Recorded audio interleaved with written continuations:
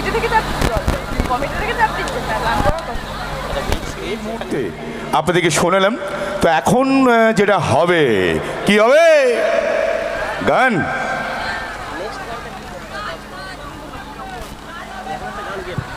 আর গানটা একদম ডেফিনেটলি তোমাদের জন্য হবে, ঠিক আছে?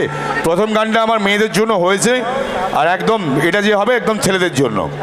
ওকে, নাচ করতে হবে। আজকে তো বারণ করবেই, সেটা নয়, কিন্তু আমি নাচ তিনটে করে দিচ্ছি।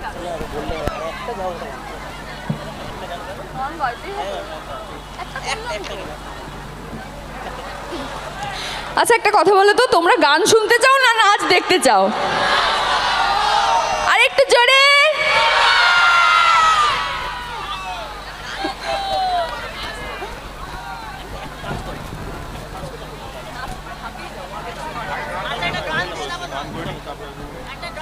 এমন হাঁপিয়ে গেলাম, এখন এই গলায় গান করবো দি, সেটা তোমরা ভাইরাল করবে, দিয়ে বলবে এই যে এরম গান গায় মেয়েটা, ছি ছি ছি।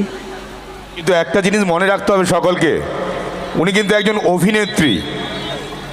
আমরা শিল্পীদের নিয়ে এসেছি, ওনার কাছ থেকে গান শুনবো, কিন্তু একজন অভিনেত্রী কাছ থেকে আমরা যেটুকু দেব এটা আপনাদেরকে একটু শুনে নিতে হবে, আর একটু হাতের তালি দিয়ে সহায়তা করতে হবে। করবেন তো নাকি?